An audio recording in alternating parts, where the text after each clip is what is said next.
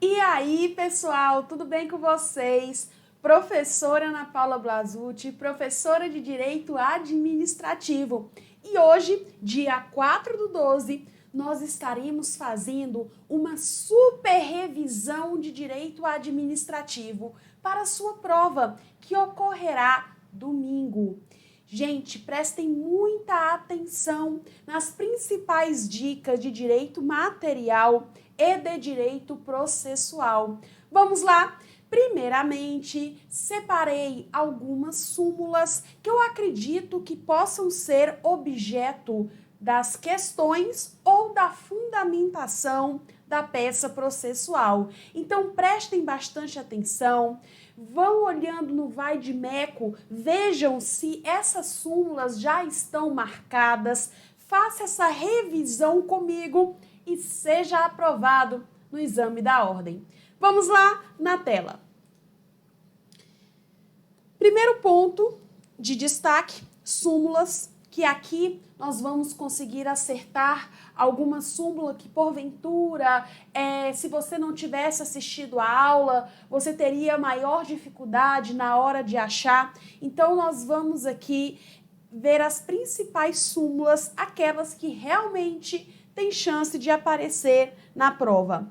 Súmula vinculante 5, que fala que em processo administrativo disciplinar não ofende a Constituição a falta de defesa técnica por advogado. Então, em processo administrativo disciplinar, não ofende a Constituição a falta de defesa técnica por advogado. Uma súmula muito importante. Súmula vinculante 21 fala que é inconstitucional a exigência de depósito ou arrolamentos prévios de dinheiro ou bens para admissibilidade de recurso administrativo. Veja bem, é inconstitucional essa exigência de depósito ou arrolamento prévios para admissibilidade de recurso administrativo. Duas súmulas que já caíram as duas são importantíssimas, tá? Mas ainda não acho que sejam elas as súmulas que serão cobradas na prova. Mas vamos ver. Súmula vinculante 37. Não cabe ao Poder Judiciário, que não tem função legislativa, aumentar vencimento dos servidores públicos. Lembrando-se do artigo 61, parágrafo 1º, que fala que é da competência do presidente da República propor projeto de lei que vise aumentar a remuneração dos servidores públicos. Súmula vinculante 44 fala do exame psicotécnico. Só por lei se pode sujeitar à habilitação de candidato. A súmula 18, você tem que fazer uma remissão ao 126 da 8.112 e lá no 126 também, porque nós sabemos que a regra é a independência entre as instâncias, que elas poderão cumular-se entre si. Mas, no caso de inexistência dos fatos ou negativa de autoria, se aquela pessoa foi absolvida por esses dois motivos, um ou outro, isso vai repercutir na esfera administrativa. Mas, veja só, aquela falta residual que não foi discutida em âmbito penal pode ser discutida em âmbito administrativo? Sim, tá? Pela falta residual, pode sim aqui ser admitida a punição administrativa do servidor público. Súmula 18 do STF. 683 fala sobre o limite de idade. É possível sim limitar a idade para inscrição em concurso público, mas deve ser razoável. A natureza da atribuição do cargo a ser preenchido deve ser justificada. tá bom? Então, uma vez nós vimos numa peça uma menina que queria fazer um concurso para professora e impediram porque ela tinha 26 anos e no edital era até 25 anos. Isso não se pode justificar, porque não é razoável, pessoal. A natureza do cargo deve exigir, e nesse cargo de professora não exige, tá bom? Súmula 684, é inconstitucional o veto não motivado à participação de candidato a concurso público. 685, muito bom para justificar em uma peça que envolva servidores públicos. É inconstitucional toda modalidade de provimento que propicia ao servidor investir-se sem prévia aprovação em concurso público. Esse é o princípio da acessibilidade aos cargos públicos, previsto no artigo 37, segundo da Constituição Federal. Súmula 266 do STJ. O diploma ou habilitação legal para o exercício do cargo deve ser exigido na posse e não na inscrição do concurso público. Então, se eu fiz um concurso para analista judiciário, ainda estou no 10º período de direito, não tem problema. Por quê? Porque o diploma ou habilitação legal devem ser exigidos na posse e não na inscrição para o concurso público, certo? Súmula 377, batida em prova, cai bastante. O portador de visão monocular tem o direito de concorrer às vagas reservadas aos deficientes. A súmula 552 fala do portador de surdez unilateral. Essa ainda não caiu. O portador de surdez unilateral não se qualifica como pessoa com deficiência para o fim de disputar as vagas reservadas em concursos públicos. A súmula 591, importantíssima, é permitida a prova emprestada no processo administrativo disciplinar, desde que autorizada pelo juízo competente e respeitado o contraditório e a ampla defesa.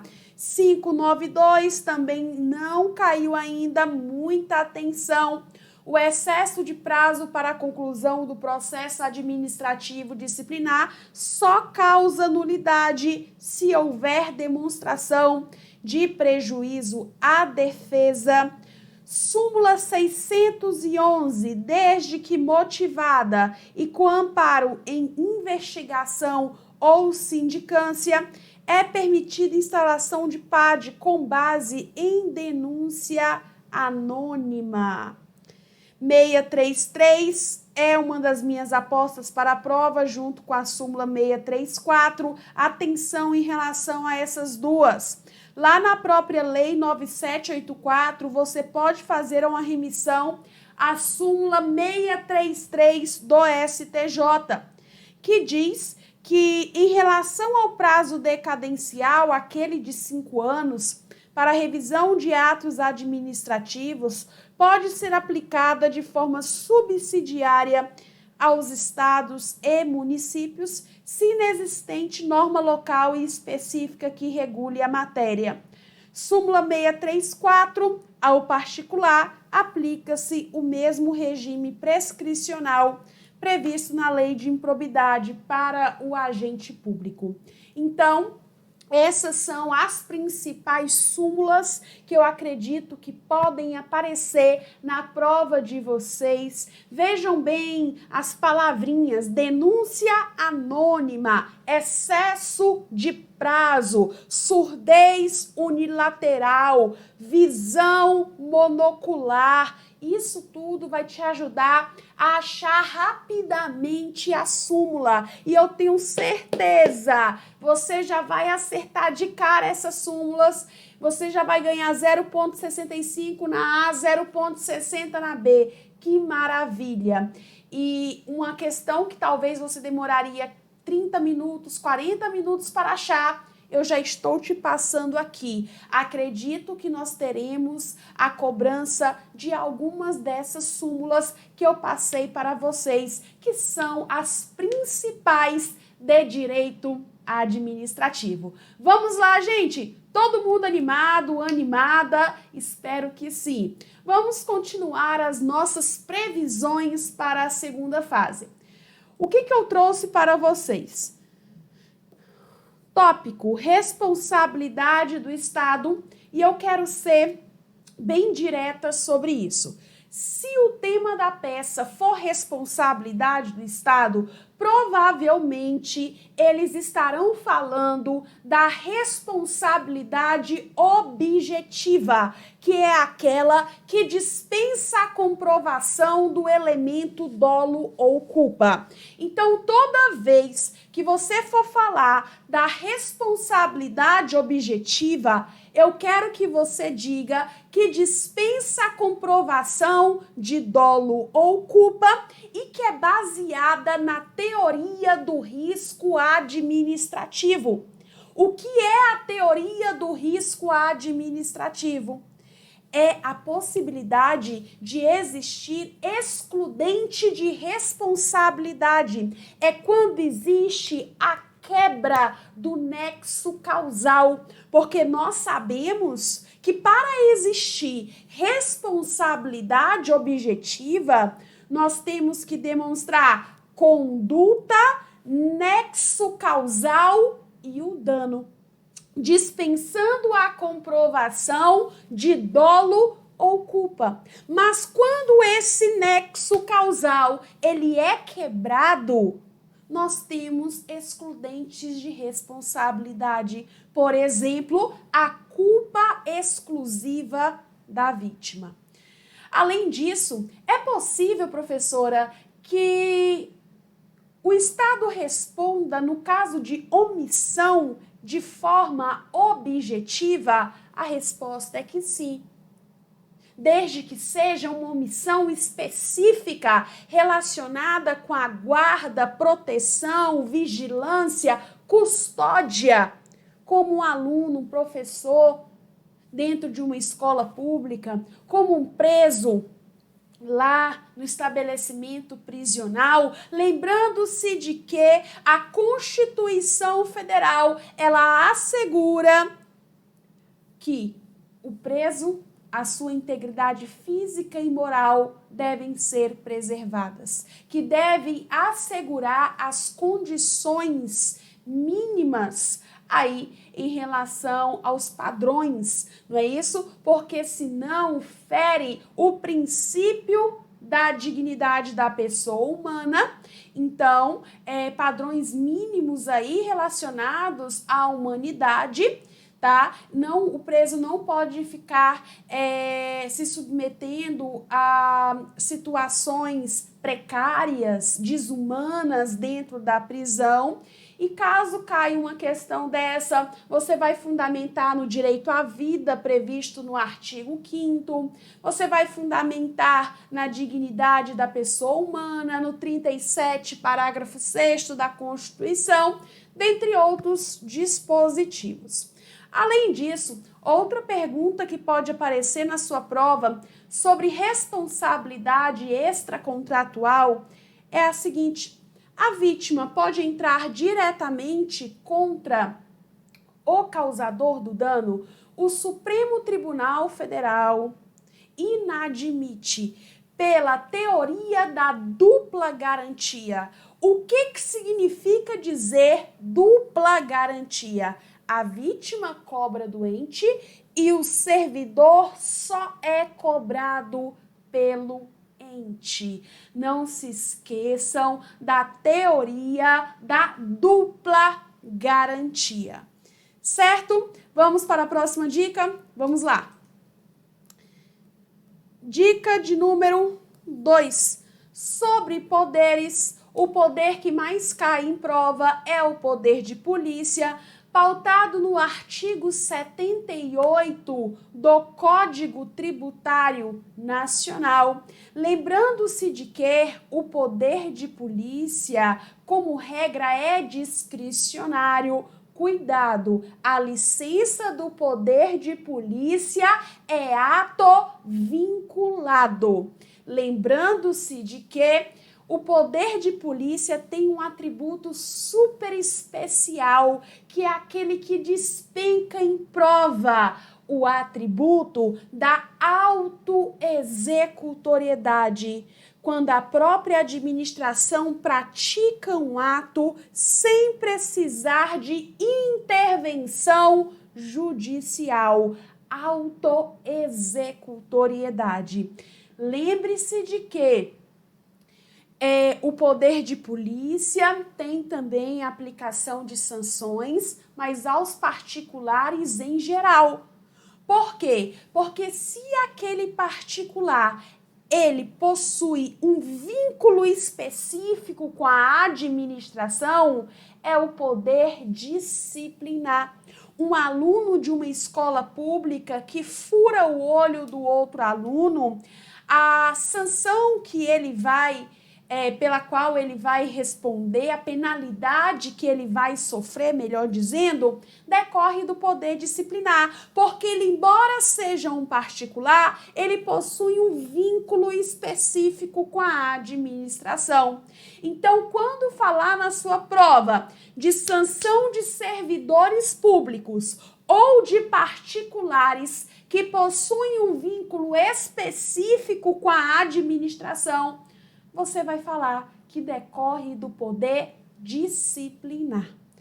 O poder hierárquico está relacionado ao escalonamento de funções. O poder hierárquico existe dentro de uma mesma pessoa jurídica, entre órgãos e agentes, pois não existe hierarquia entre a administração direta e a administração indireta.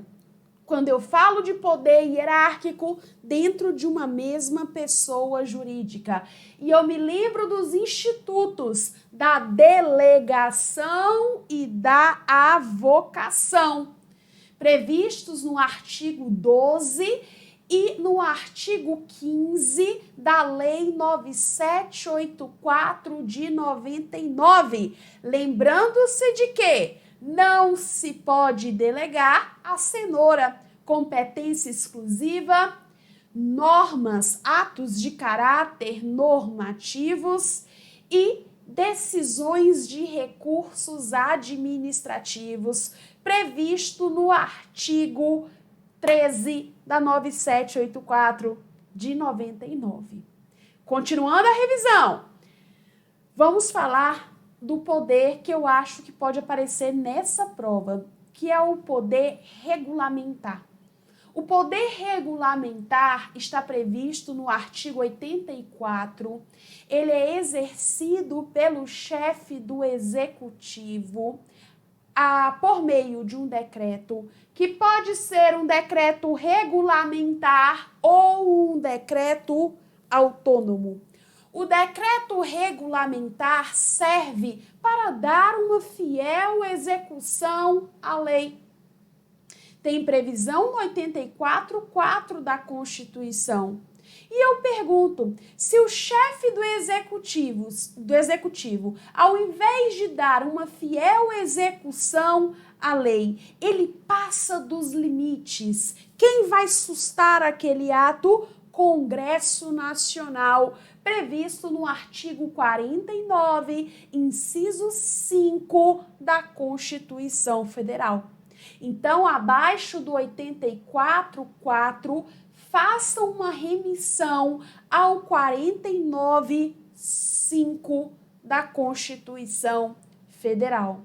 E o decreto autônomo, professora? Para que serve este decreto? Artigo 84.6. Embora esteja escrito só decreto, leia-se decreto autônomo. O decreto autônomo serve para organizar a administração, desde que não implique aumento de despesas, nem criação ou extinção de órgãos. Não se pode criar nem extinguir órgãos públicos por decreto autônomo, tem que ter lei de acordo com o artigo 88 da Constituição Federal.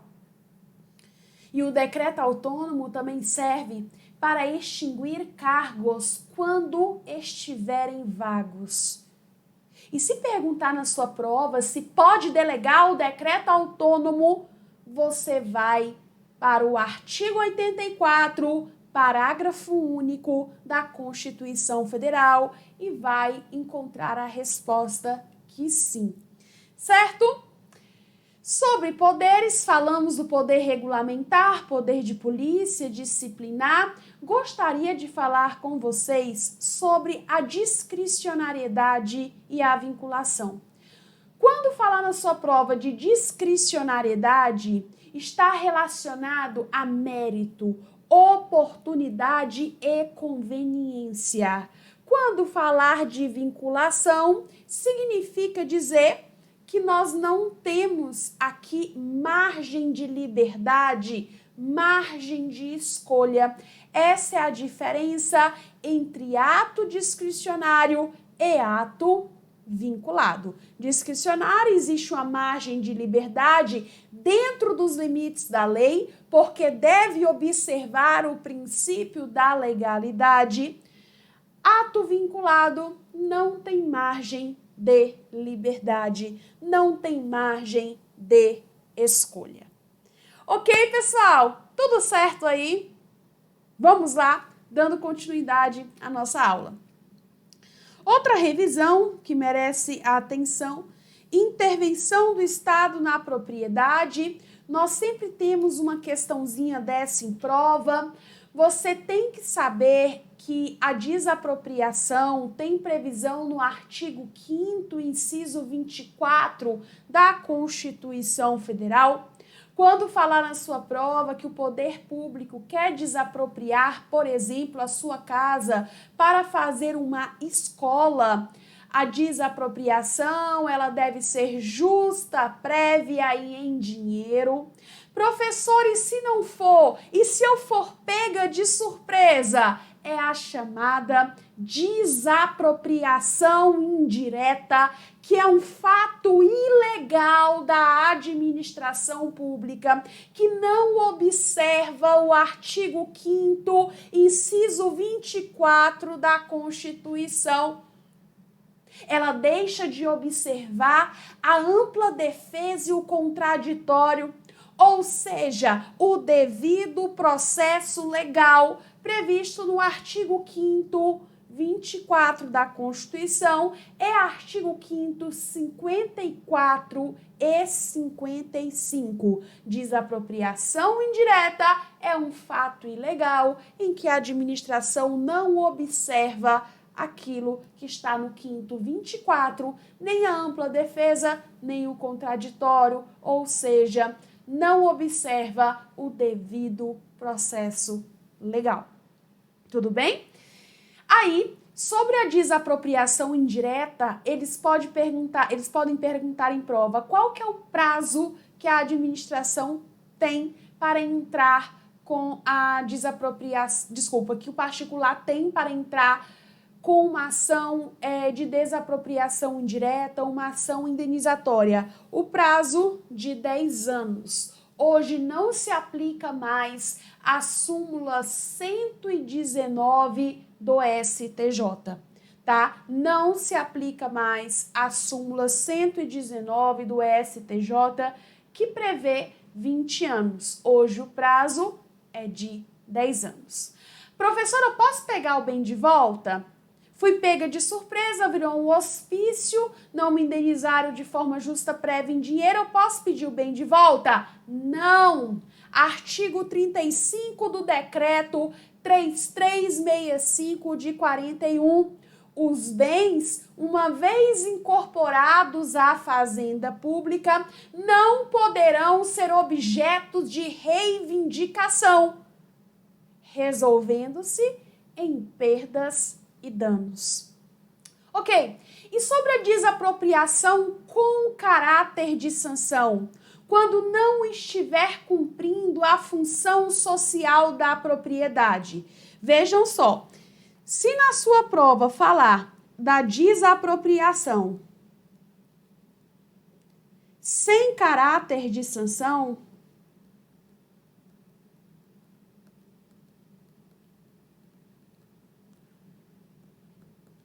qualquer ente pode desapropriar. Qualquer ente. Lembrando-se que só os entes declaram a desapropriação. Concessionária não pode declarar a desapropriação. A concessionária, ela pode promover, declarar não, promover sim, tá bom? Você encontra no decreto 3365 de 41, certo? Cuidado que concessionária não pode declarar uma desapropriação, mas pode promover uma desapropriação. Promover pode. Pode. E aí, você tem que diferenciar a desapropriação sem caráter de sanção prevista no artigo 5º, 24 da CF, com a desapropriação com caráter de sanção. Quando o poder público não estiver cumprindo a função social quando o particular não estiver cumprindo a função social da propriedade. Você encontra a desapropriação com caráter de sanção, a urbana, que só pode ser feita pelo município, atenção em relação a isso. Artigo 182, parágrafo 4º, muito bom de aparecer em prova. E qual que é a dica que eu quero te passar? Se cair 182, parágrafo 4º, você não vai ficar só nele. Você vai lá para o Estatuto da Cidade, veja se está marcado o Estatuto da Cidade no seu vai-de-meco, tá? O Estatuto da Cidade, ele é importante para explicar, vamos colocar 10.257, para explicar tanto o inciso 1º, quanto o 2º, quanto o 3º do parágrafo 4º, tá? Então, tudo que você quiser saber sobre parcelamento ou edificação compulsórios, impostos sobre a propriedade predial e territorial urbana, títulos da dívida pública com prazo de resgate em até 10 anos, você vai para o Estatuto da Cidade 10.257. Além disso, nós temos a desapropriação rural.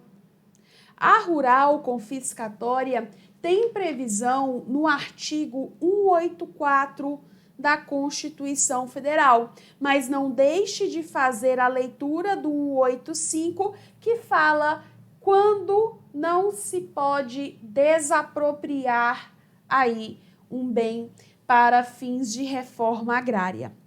E, por fim, nós temos a desapropriação confiscatória. 243 da Constituição Federal, plantação de psicotrópicos e trabalho escravo. Tá bom? Então, muita atenção com a intervenção do Estado na propriedade. Isso daqui que eu falei é uma intervenção supressiva do Estado na propriedade. Nós temos também intervenções restritivas, como o tombamento. Se cair qualquer coisa do tombamento na sua prova, Decreto-Lei 25 de 1937.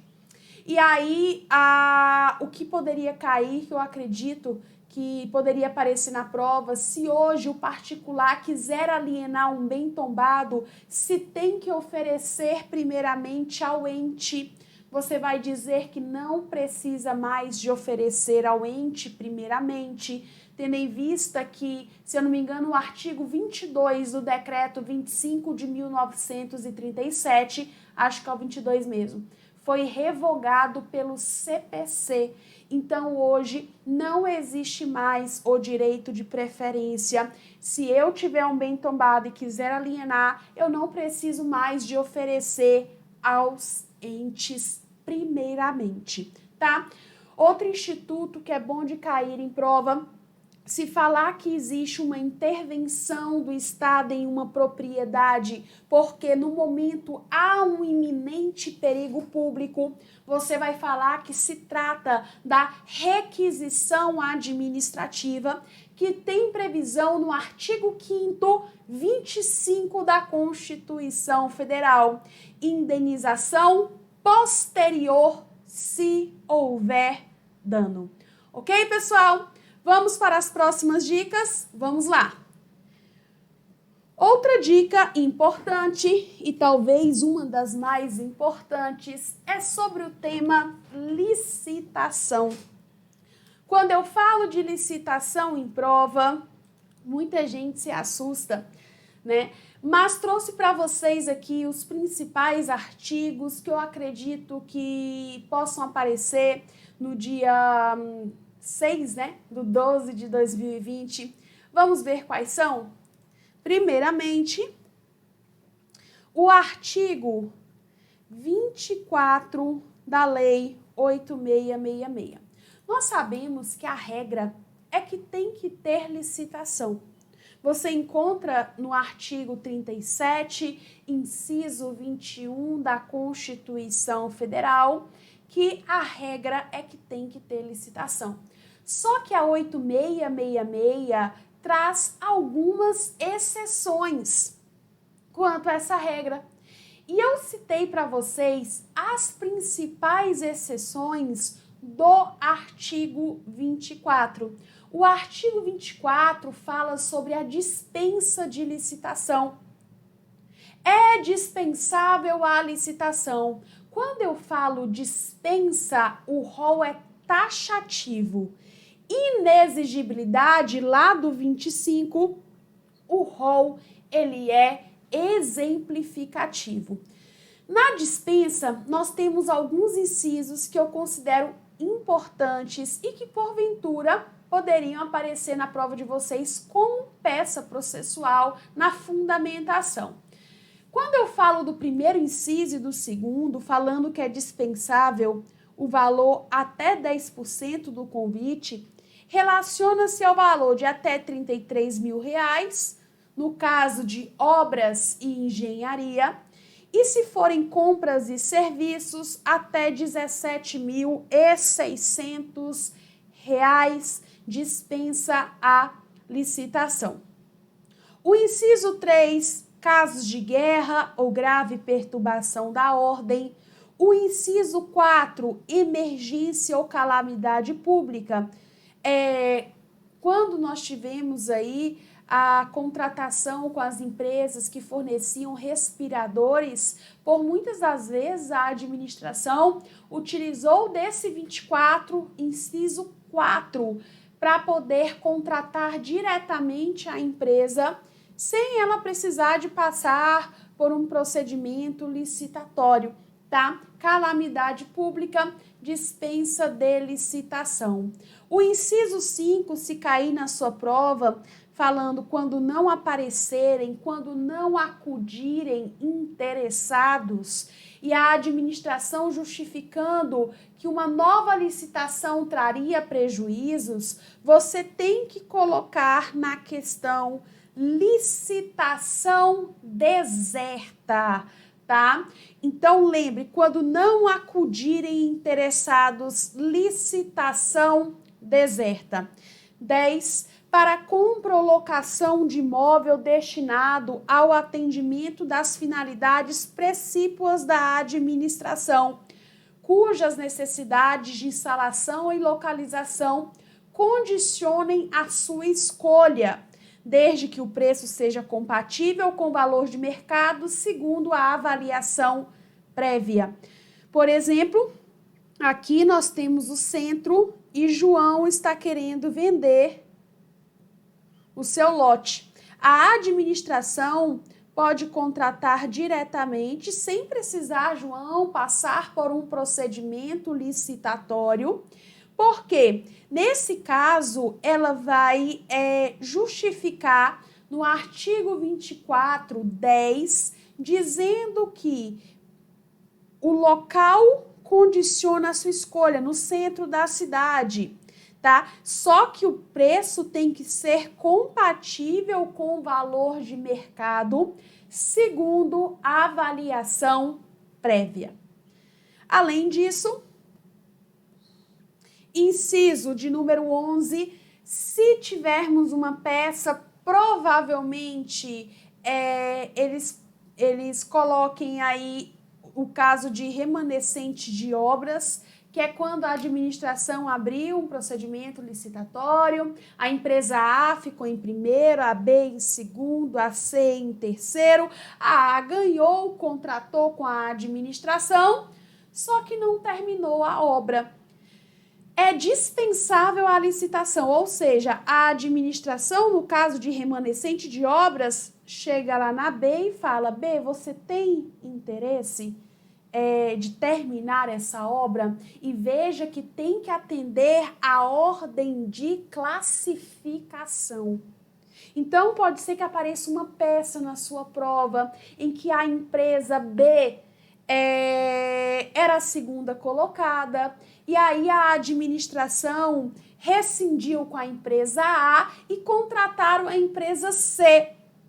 Poderia ser um exemplo de um mandado de segurança, desde que a prova fosse pré-constituída, desde que o prazo de 120 dias não tenha expirado, ok? E aí você vai dizer que não pode ter aí, não pode deixar de observar a ordem de classificação. Você pode colocar o inciso 11, tem vários artigos que fala sobre essa situação no caso de contratação de remanescente de obras, tá bom?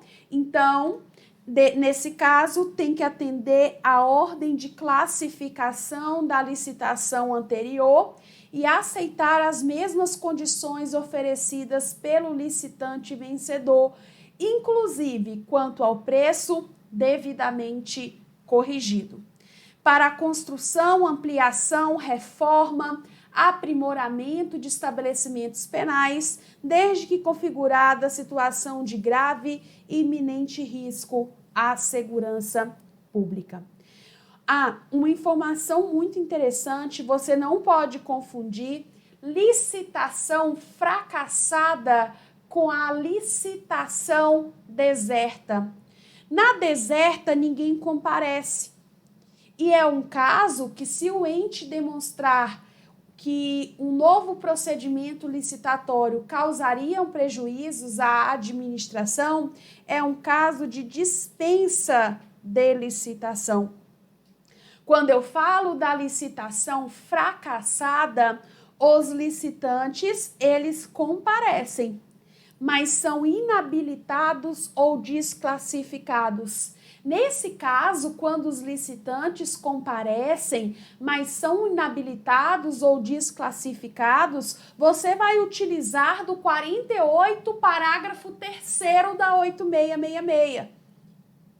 Tá? Porque a administração poderá fixar o prazo de 8 dias úteis para a apresentação de uma nova documentação, facultada, no caso de convite, a redução para 3 dias úteis. Além disso, gente, nós não poderíamos nos esquecer na licitação que eles cobram muitos princípios. Se a peça de vocês o assunto for de licitação, vocês não podem deixar de mencionar o artigo 3º da lei 8666. Vejam aí, artigo 3º da 8666, quero ler com vocês.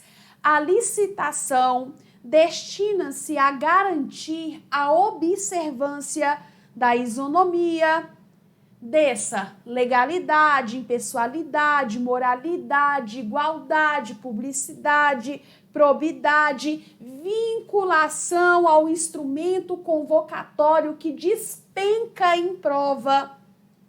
Vinculação ao instrumento convocatório. Toda vez que a administração não observar o que está no edital, você tem que colocar que viola o princípio da vinculação a um instrumento convocatório, tá? Além disso, eles usam muito o parágrafo 1º, inciso 1, que às vezes a administração pública, ela coloca no edital uma cláusula impertinente, que não tenha nada a ver, ou então com limitação de época, de locais, ou então com distinções em relação àqueles que estão em determinada sede.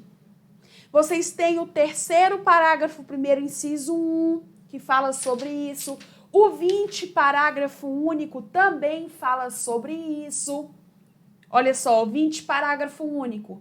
O disposto nesse artigo não impedirá a habilitação de interessados, residentes ou sediados em outros locais. Mas não só, o 30, parágrafo 5º, fala isso também.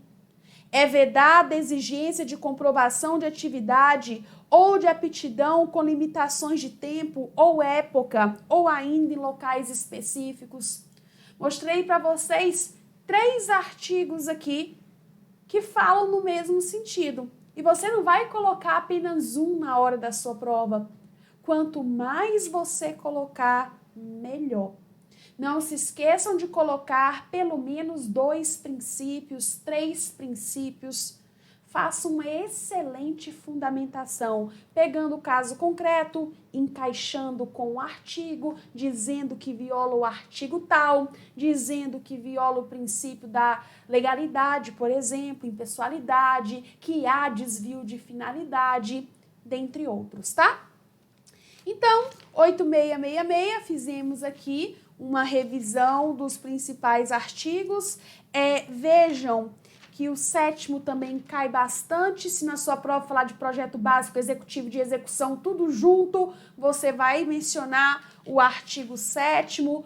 Tem que, no caso, ter primeiramente um projeto básico aprovado, concluído, depois um projeto executivo e de execução. O executivo e de execução, de forma excepcional, podem ser feitos concomitantemente, tá bom? 7º, 1º e também o parágrafo 2º, inciso 1, muito importante. Toda vez que cai o 7º, eles cobram também o 9º, falando que não pode participar diretamente ou indiretamente da licitação o autor do projeto básico, executivo, pessoa física ou jurídica. O parágrafo 2º permite que o autor do projeto ele participe como consultor ou técnico, certo? São aqui um dos principais artigos. Não se esqueçam também, se eles citarem, a modalidade foi a tomada de preço, foi o concurso, dê uma olhada no conceito para ver se está correto, se era a modalidade adequada. Então, não deixe na hora da prova de ver o artigo 22 da Lei 8666 de 93. Dando continuidade, vamos lá, mais dicas. Atos administrativos, também importante para a prova de vocês. Quando eu falo de atos administrativos, eu quero que vocês se lembrem, principalmente dos institutos previstos na Lei 4717. É a nossa colinha. Olha que interessante, pessoal. O artigo 2º da 4717 fala sobre os elementos dos atos administrativos e ainda explica legalidade, impessoalidade, moralidade, vamos lá. Isso aí são os princípios do artigo 37. Na Lei 4.717 fala da competência, finalidade, forma, motivo, objeto. Competência, finalidade, forma, motivo, objeto. E lá explica o que é um vício na competência, o que é um vício na forma, no motivo, no objeto, o que é um desvio de finalidade, tá? Utilizem do artigo 2º, ele vai ajudar muito na hora da prova.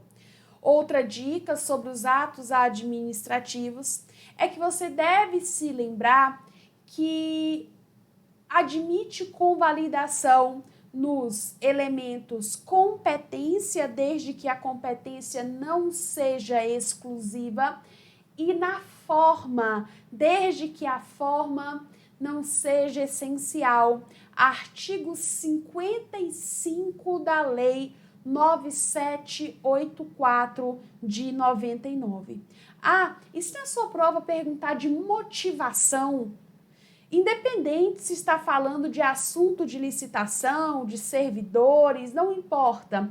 Abra o artigo 50 da Lei 9784, que provavelmente a resposta estará lá. Ainda sobre os atos administrativos, não confunda anulação com revogação. A anulação sempre será de atos ilegais, tá? Seja discricionário, seja vinculado. Se existir ilegalidade, anula o ato administrativo, não é revoga, é anula. Lembrando-se de que a própria administração anula os seus atos pela autotutela, súmula 473 do Supremo Tribunal Federal. E o judiciário também anula se for provocado pelo princípio da inafastabilidade jurisdicional.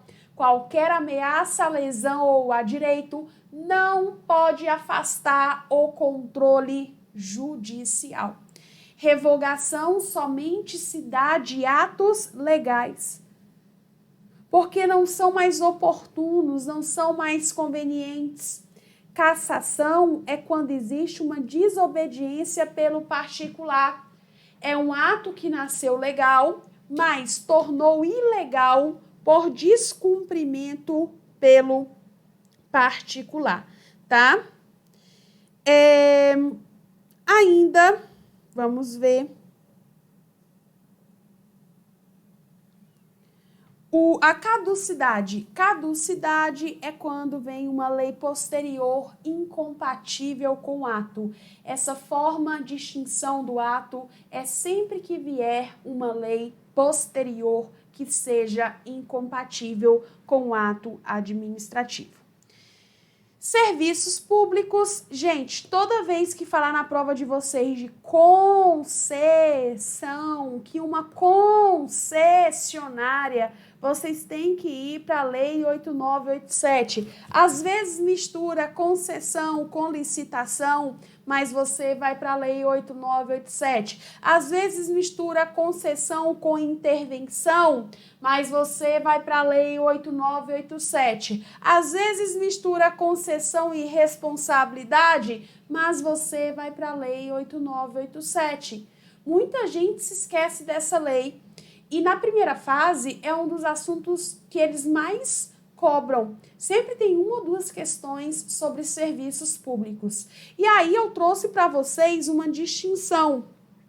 Concessão comum da Lei 8987, quem paga a tarifa é o usuário. Mas é possível outras fontes provenientes de receitas alternativas?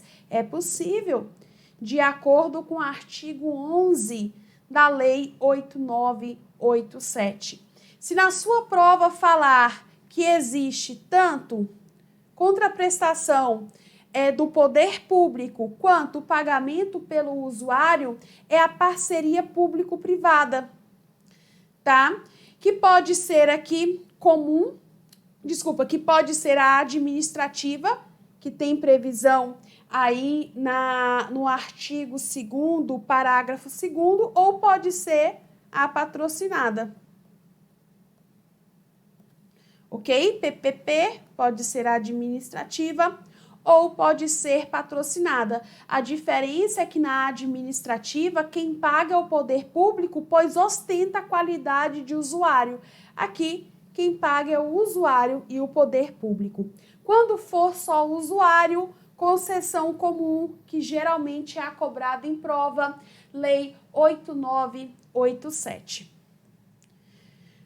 Gente, premonição 7, artigo 37, parágrafo 1º da Constituição.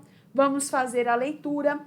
A publicidade dos atos, programas, obras, serviços e campanhas dos órgãos públicos deverá ter caráter educativo, informativo ou de orientação social, dela não podendo constar nomes, símbolos ou imagens que caracterizem promoção pessoal de autoridades ou servidores públicos, tá? Quando falar de promoção pessoal na sua prova, você vai citar o 37, parágrafo 1º, e ainda vai dizer que ele viola o princípio da impessoalidade e da moralidade previstos no artigo 37 da Constituição Federal.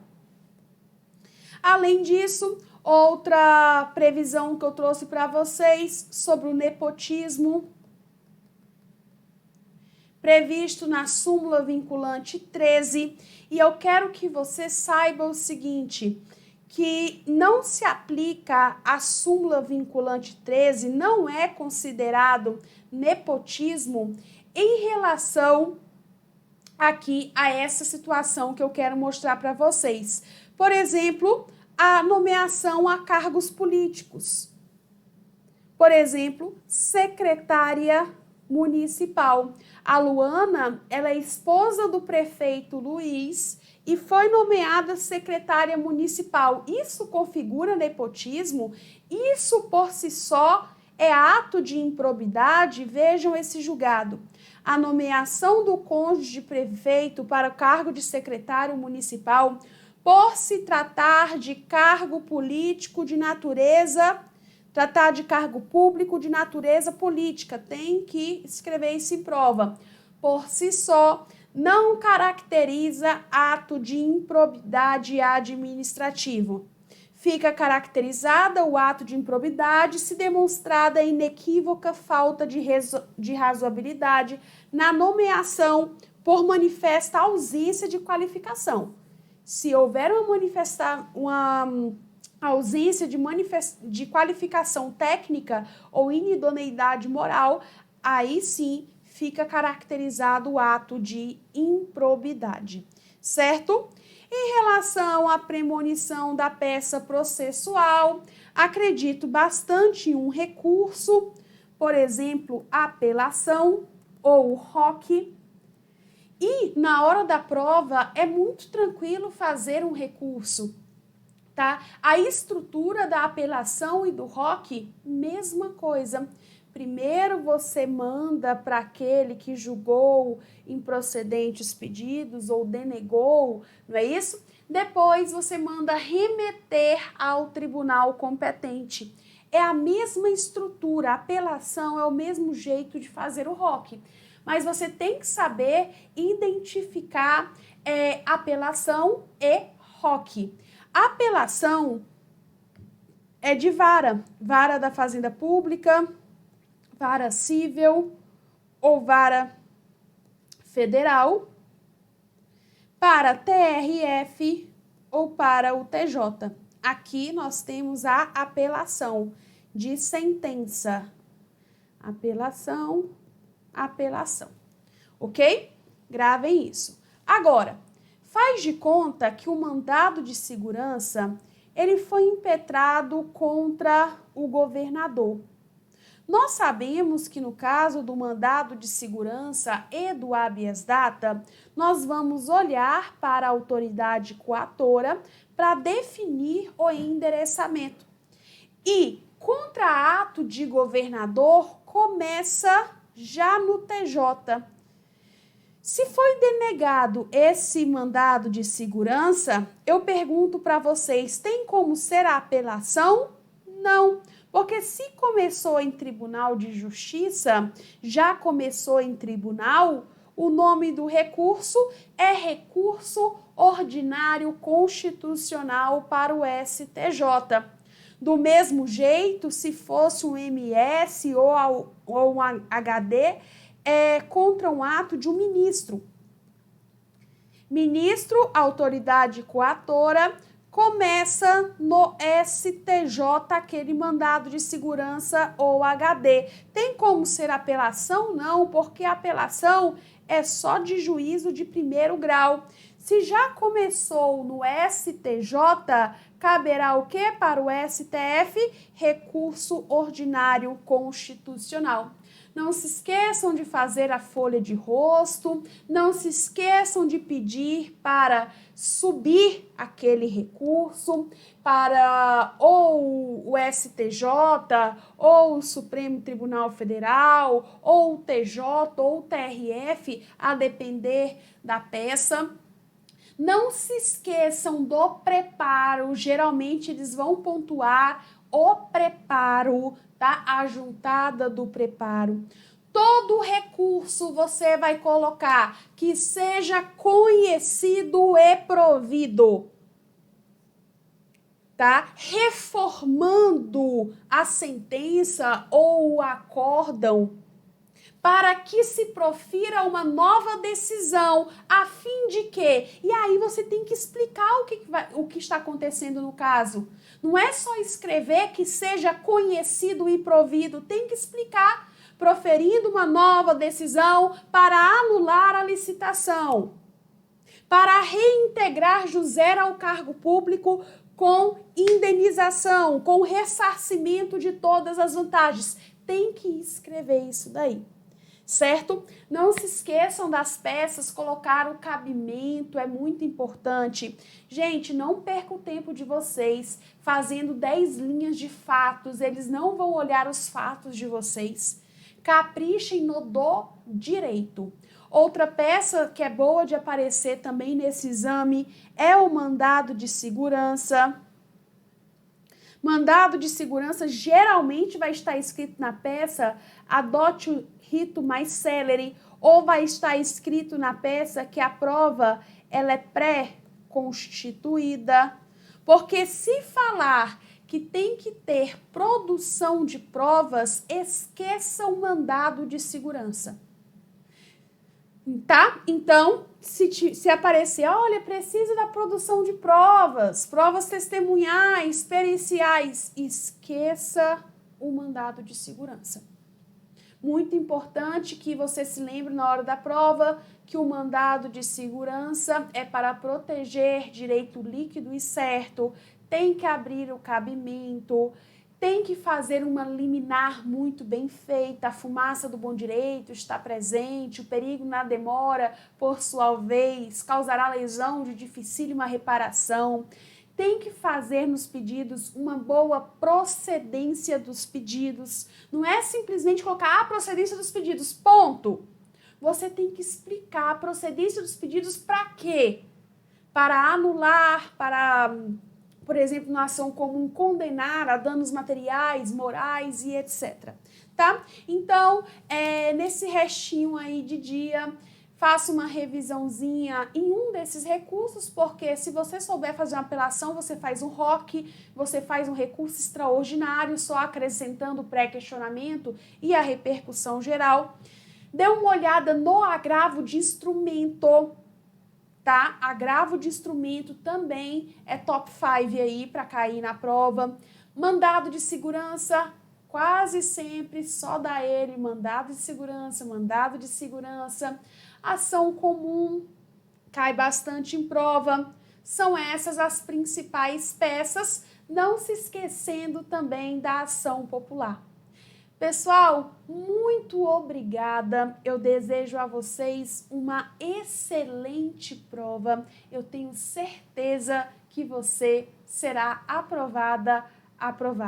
Obrigada por estar comigo até agora nessa revisão. Um abraço e até a próxima.